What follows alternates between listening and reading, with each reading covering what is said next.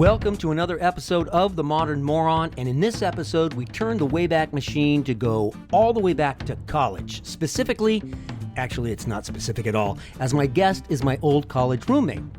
We reminisce about being college freshmen, away from home, the freedom we had, and how much we would cut up and laugh and joke around like a couple of 12-year-olds having a sleepover. No offense to 12-year-olds. We talk about how I used to criticize his hygiene habits and behaviors and how much time this guy spent in front of the bathroom mirror. He used to sway back and forth in front of the mirror while brushing his teeth or combing his hair and combing his hair more, and primping in general. Why do I bring this up? Because he says that his son does the same thing. In passing, he mentions that he also has, his son that is, has a condition called Achondroplasia. Achondro plasia, which affects the growth of the limbs, spinal column, and skull. This condition is more commonly known as dwarfism, and in most cases, it requires multiple very invasive surgeries to cope with this condition. But fortunately, his son has not had to do that. Hasn't had that many surgeries, only a couple, which leads to a conversation about situations in life that first appear as obstacles many times become opportunities to view the world from a broader perspective. Isn't that nice? All from a guy who likes to sway back and forth in front of the bathroom mirror.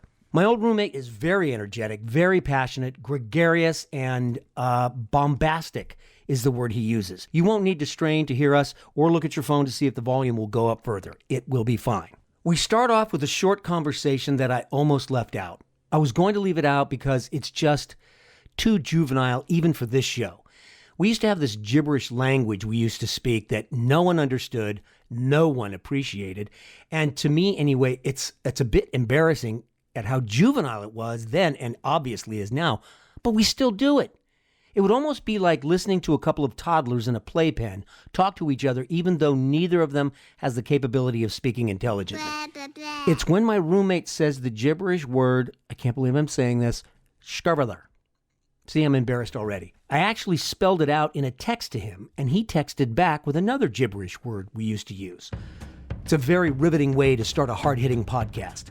What podcast do you listen to? Well, I listen to the True Crime Podcast. I listen to the Conspiracy Theory Podcast. I listen to Joe Rogan. I listen to Pod Save America. And I listen to a couple of senior citizens speak gibberish to one another. Yeah, thank you so much for listening, but you might want to keep it under your hat if you're at a cocktail party and the subject of podcasts come up. Say you listen to something from NPR or something on finance. It makes you sound half intelligent. Also, either I curse more than I realize or my guest doesn't curse at all, but I spend a good deal of time bleeping out what I meant to say is I had our production staff edit out a lot of my foul language. Sounds more professional. It's my college roommate on The Modern Moron, and thank you for listening.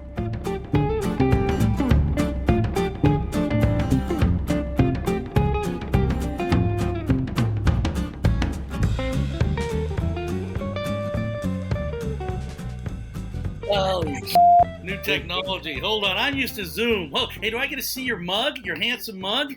No. You only get to hear... Come on. That's part of the fun. Calm down, Boomer. You only get to hear the warm tones of my voice. And they are warm. I'll tell you that. All right. Hold on. That's right. Warm and intimate. More. Yeah. And how did that work out in past relationships, huh? For crying out loud. Wow. You're diving right in, aren't you? I don't know where to start. Well, I've been thinking about, yesterday I got your text and it busted. Mm-hmm. You have an impeccable memory, and and talking about your warm tone, you warm my heart. So you go skirvather, and I go dervather, and I never knew how to spell those damn things, and you did. And then I got your text this morning, which is funny. But then you do mervather. I go, oh, for crying out loud! I forgot about mervather. It was skirvather, dervather, mervather. I always thought it was just skirvather and dervather, but it's not. It's skirvather, dervather, and mervather. And predating that, that was all you. A riggy more. I don't know what the that meant. Oh God! that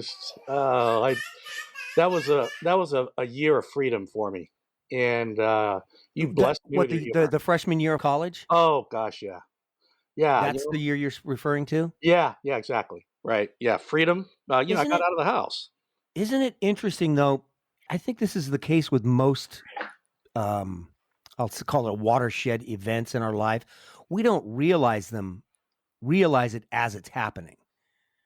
Oh, We're just bolting out of the gate like a horse on a Kentucky Derby. yeah, and you're so raw, Yes. right? You're so green, and you're just experiencing life. And to that point, I tell my boys, stay in the moment, and then recognize what's happening in that moment and enjoy it. It's those little things that they're springboards, right? They're springboards to something else that can happen later that day, later that week, later that month, that year. But to your point, you don't know it, right? When you're going through Yeah. it and coming out of the gate, you're a thoroughbred. Out of Yeah, you're control. coming out of the gate and you're just running like a maniac. You don't know what direction you're going. Just go as fast as you can. Oh man! And then You say you tell your boys that, grandiose as that, as broad as that. How do your boys take that? How do they receive that message? Well, I'm with my boys every day. I mean, I spend a tremendous amount of time with them. So we have a really good connection. I mean, a really solid connection. So I can get their attention. That attention's not so much been an issue in my child rearing. It's been more me setting the example. Right? So you feel like they respect you. Oh, yeah, Fuck, absolutely. did you get that? Because maybe they're past their teen years. Are they past their teen years? Oh no, hell no, no. And there's a general lack of respect sometimes. Come on, they're teenagers. I mean, I got a 19, 16, and 14, and I got a 33-year-old daughter. So there's no doubt that there's an underlying. That's better. Underlying disrespect sometimes, but it's them trying to discover themselves. Mm-hmm. It's them becoming men. And I get that, but overarching, there is respect, and they're they're communicative with you. They don't just stay all reserved and just go to their room and shut the door, type of thing. That's what I did. That's what my daughter does. No. Wow. We go into some deep stuff. So, hey, for example, one of my sons. Kind of blew me away. One of my sons sits in front of me. He loves talking about stuff. He goes, "Dad, have you ever had any wet dreams?" Wow, that's how he started the conversation? Yeah. I go, I'm sure I did. I don't remember him right now, but I'm sure, I wasn't discovering myself. So how old is he? He's 14. 14-year-old. 14. Yeah. Wow, that's pretty. I definitely would not have done that with my dad. There may be kids listening. Nope. No, and it's like I said. Remember, I've been around them. I mean, I'm around them a lot, so I'm not one of the ones. What gives you that opportunity? Oh, I've been to be around them so much. Work from home, pre-pandemic even. Oh yeah, this okay. Probably was 2008. We turned our company virtual in 2008, 2009 after the crash. I lost half our business, so we had to say, everybody, you're going home, and by the way, you're going to work from home. Wow. Then they'll figure it out then. So that gave you the opportunity to be around your kids. Yeah. And I would say one of the things that was instrumental was my belief anyways. I breathe life into them. So I would always say to them on a regular basis, I'm proud of you. You know why I'm proud of you? And they go, because I have what it takes, Dad. Yes, you do have what it takes. And you know what it takes to have what it takes. And they go, confidence, courage, and godly character. And we go through that it's a mantra. But I've been doing that, dude, since they were, I was telling them that before they could speak. And so I think that has taken root, within them, if they're confident and they have courage and they can speak their mind. I think that's helped. And how do you define to them? You said godly character. What were the three things? Confidence, courage, and godly character. How do you define godly character? Well, godly character. I'm a believer in Jesus Christ, so I love the Trinity. So, are you a Catholic still? I'm a believer. You can call me a Christian. You can call me what you want, but I believe in the Father, Son, and the Holy Spirit. So, do you attend services on Sunday, and is it are they Catholic? Because we went to a Catholic high school. No, I don't attend a Catholic service, and I don't. Gotcha. I don't attend, and I don't attend a church service every Sunday. I'm not necessarily buying into the church structure either. I think it's important and it's needed, but I think the church is in the marketplace, man. I mean, the ministries out there. When you're talking to people every day, there's a lot of hurting people, and you are a good example. You can bring a smile to someone's face in a heartbeat. Oh, I thought you were going to say I'm a shining example of a hurting person. You drag people down, man. Hey, doing it since 1961. Oh, Dragging people down. dragging people down. That's on my that's on my business card. It'll be on my tombstone. Dragging people down since 1961. And that's why they call me the modern moron. Okay, we get it. No way. I'm telling you right now. That year in college, that year of freedom I spoke about earlier, Yeah. you played a huge role. I didn't realize I could laugh so much. And we did, didn't we? I mean, we just laughed. I mean, you know what I was thinking? I was thinking you would just mock the hell out of me half the time, and I'd love it. And Oh my God, I did. it's been a good way. You know what? The first thing I'd ask your wife if I ever met her, I'd say, after he finishes a shower, Yes, I was just gonna tell you that. does he sit down on this edge of his bed and fucking lean back and put his feet in the air and just wave them back and forth Oh shit! to air dry them? Like, just use the fucking towel, dry your fucking feet off, and get on with it. I was just gonna mention that. I was just gonna say that, man. That is just beautiful. And then then you'd get in front of that fucking mirror. Oh, then it's all over. He gets in front of that mirror, and you had that sway. You'd sway back and forth, looking at yourself in the fucking mirror. Okay, so you're gonna love this. So the sway. So my son, my 14-year-old son, he comes in, and he often comes in and it just starts talking to me about stuff. And just the other night, he comes in. He's into crypto, so he's investing and he's got all kinds of stuff. At 14 years old. Oh yeah, he's had it. He studies it. He's a bright kid, and he's a little person too. He's a dwarf. It's amazing. I mean, literally. Literally. Oh yeah, literally. Oh yeah, he has achondroplasia, what they call it. So I'm sorry. Let's not just gloss over that. What do they call it? There's a specific name for that? Yeah, what is it called? Achondroplasia, I think is what it's called. Achondroplasia. Yeah, it's basically dwarfism. That's the medical term. Yeah, exactly. That's the medical term. So real quickly, okay, as he's talking to me, he's swaying like crazy, and I'm just inside it, just like you did. But inside I'm busted up. I'm going, that's me. And he's just going back and forth, as he's talking. Like it's a serious conversation, but he's swaying like crazy. Wow. Isn't that amazing? But, hey, son, you're always going to be looked at. There's always going to be some sort of a snide remark. Someone's going to, the kids, when he goes out somewhere, kids come up to him and they want to play with him because they think he's their age. He goes, right. I'm not your age. He says, I'm not your age? No, he's very kind. He just kind of goes with it. I'd really like to talk about that from this angle, because I have a friend whose wife is type 1 diabetic, right? Yeah.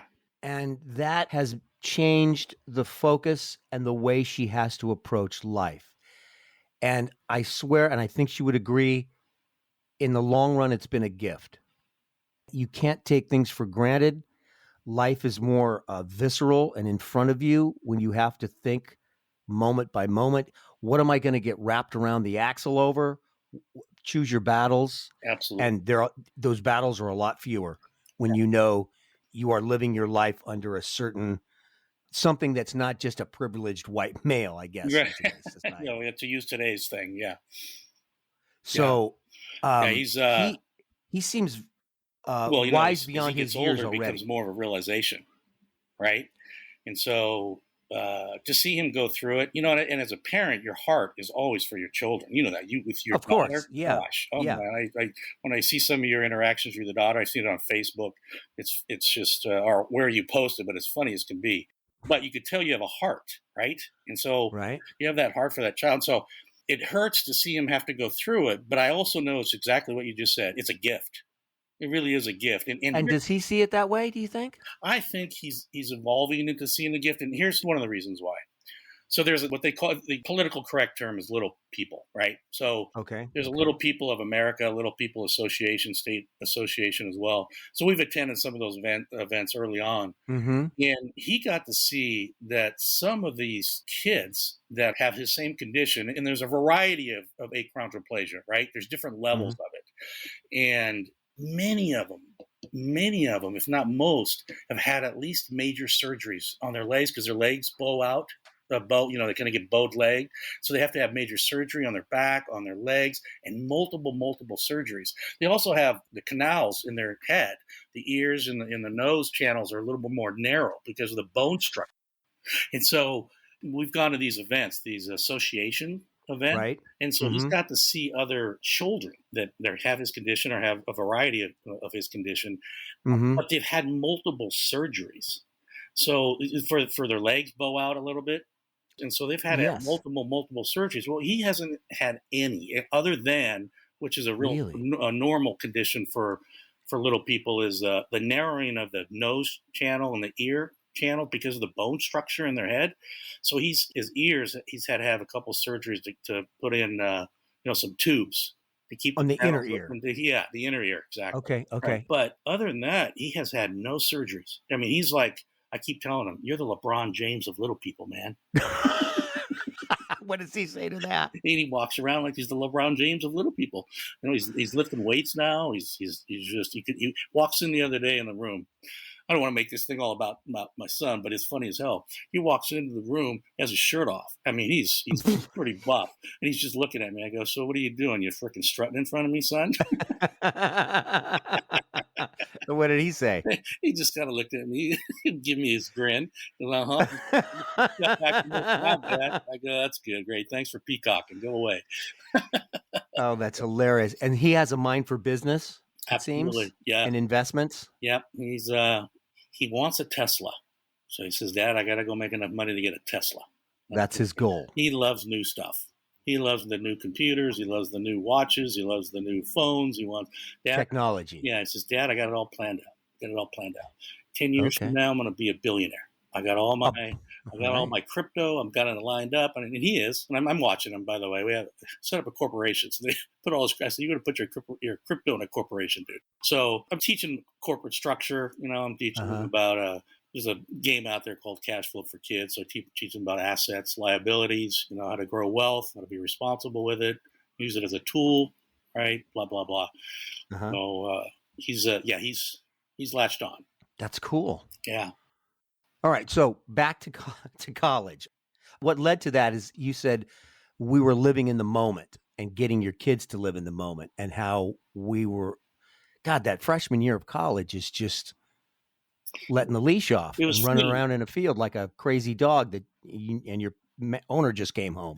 Yeah, it's freedom. When I reflect on it, I just go, shoot. And you participated in that. You gave me a sense of freedom just to be able to laugh and look at things differently. And remember, shoot, dude, we did all kinds of stuff. Remember, we worked in the radio station there. Remember, we did some stuff. Did we? Yeah, I remember working the soundboard, and I mean, did I do that? I don't think I did that. You didn't. Maybe it was just me then. Maybe it was just me. But I remember that.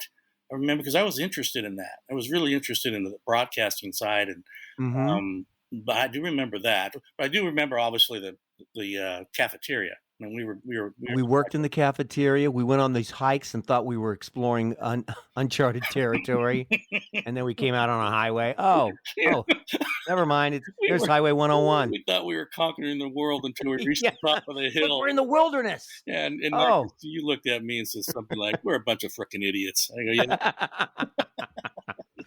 Do you remember we went sailing in San Francisco Bay once?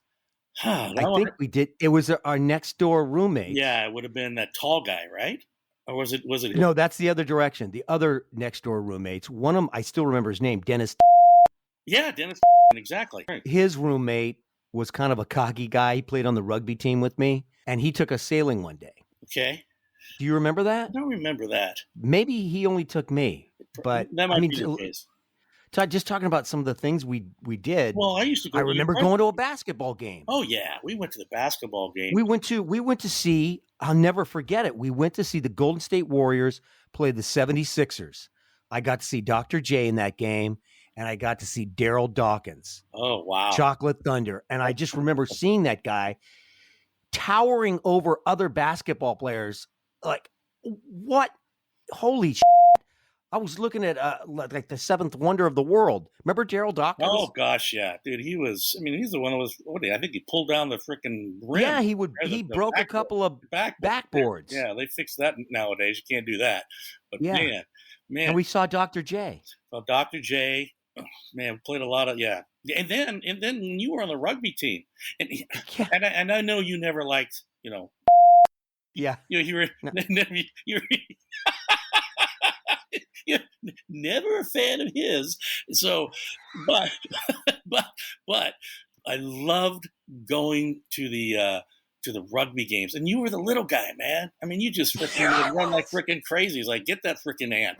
The guy just keeps moving, right? But you know what I Yeah. love? You know what I enjoyed the most? This is what I guess in terms of a heart for a sport. It was how you guys came together afterwards, right? And you Yes. never used to sing those songs, and you were oh, Yeah. Dunka, and everybody drink the beer. I just sit in the corner, and I would just go, "This is a blast." Yeah, we beat the shit out of each other for a couple hours, and then we'd all gather around a keg and sing filthy, filthy rugby songs.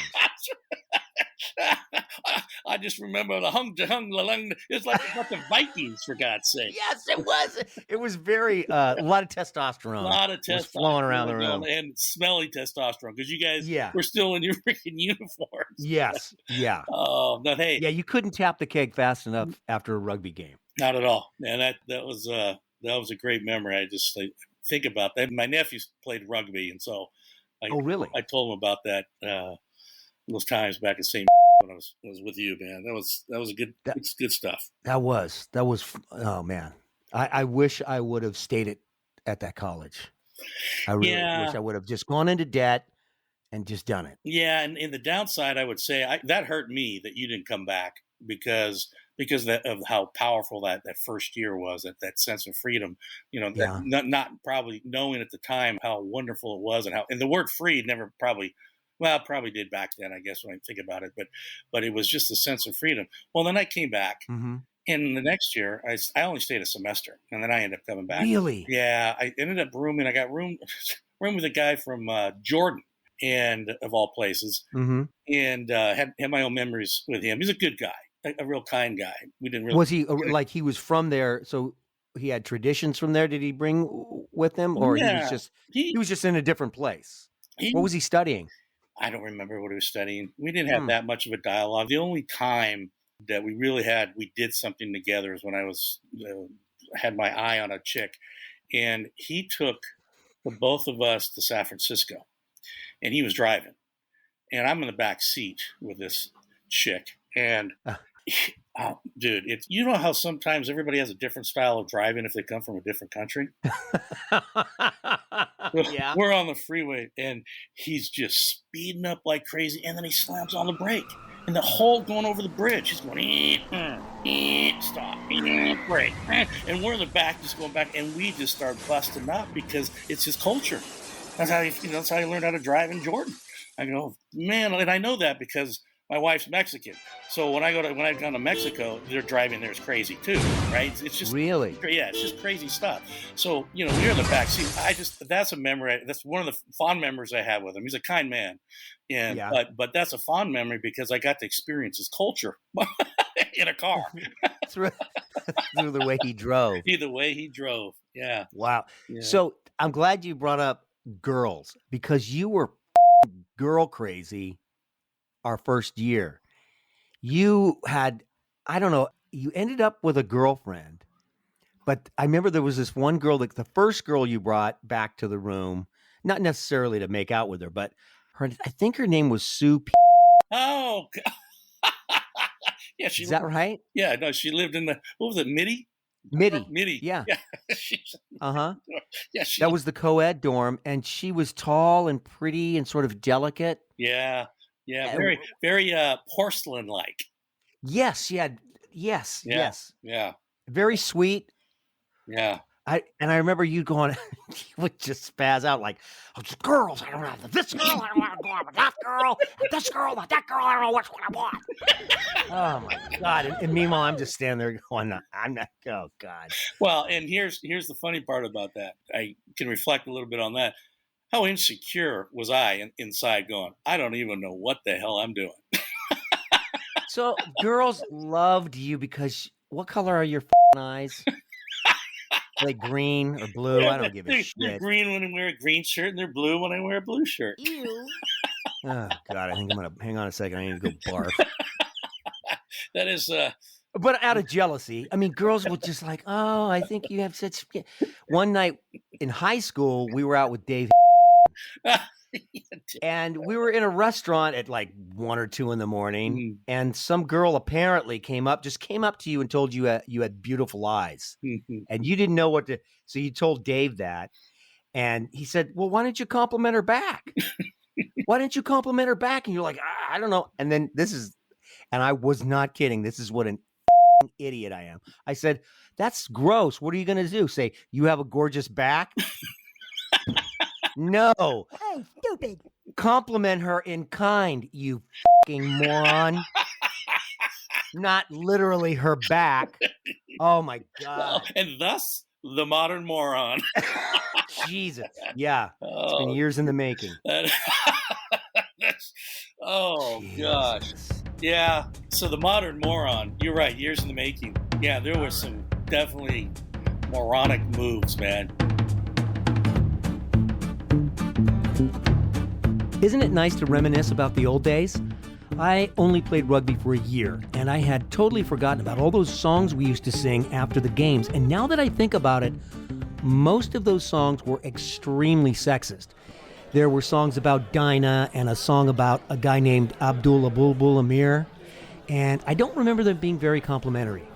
There would be a chorus, and during each chorus, someone from the team would put their beer stein or red Solo cup on top of their head to indicate that they were going to sing the next verse, and then the song would continue until no one can think of another disgusting verse. Good times. Rugby was not played in any high schools back then, and I believe a lot of high schools do have rugby programs now, but I wonder about the after-game rituals. Also, it occurred to me that the only way to learn those songs was pretty much through oral tradition. There was no binder full of rugby songs, and there was no website for rugby songs, which, by the way, yes, there is a website for rugby songs, and even recordings of drunken rugby players singing those songs. They aren't very audible, as most of them are slurring their words, but isn't the internet great? I do have more from my conversation with my old college roommate, and I hope our reminiscing brought back some memories of your post-high school or college years. Man, that was a long time ago. And man, do I have so much wisdom now and so many opinions that I constantly want to impart on whoever is within earshot throughout the day. Fortunately, most of the time that only involves my poor dog. Thank you for listening. Please forward this to one person you think might like the show. And another thing about those rugby songs, they're a lot more entertaining after about 3 pints of beer. We'll see you next time on The Modern Moron.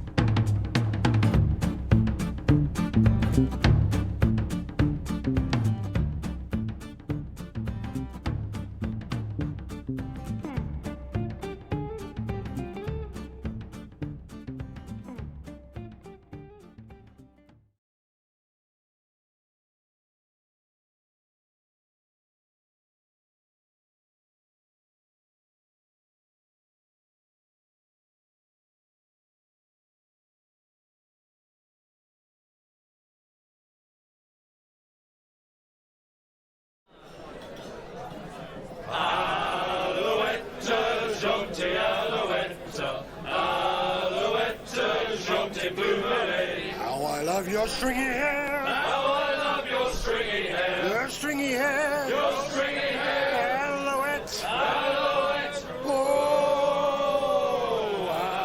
Alouette. Jaunty alouette. Alouette. Jaunty plumerie. how I love your bloodshot eyes. How I love your bloodshot eyes. Your bloodshot eyes. Your bloodshot eyes. Your stringy hair. Your stringy hair. Alouette. Alouette. Oh, Alouette. Jaunty alouette. Alouette. Jaunty plumerie. how I love your snotty nose. How I love your snotty nose. Your snotty nose. Your snotty nose. Your bloodshot eyes. Your bloodshot eyes. Your stringy hair. Your stringy hair. Alouette. Alouette. Oh, Alouette. Jaunty alouette. Alouette. Jaunty plumerie. how I love your craggy teeth. How I love your craggy teeth. Your craggy teeth. Your craggy teeth. Your snotty nose. Your snotty nose. Your bloodshot eyes. Your bloodshot eyes. Your stringy hair. Your stringy hair. Alouette. Alouette. Oh, alouette. Jaunty alouette. Alouette.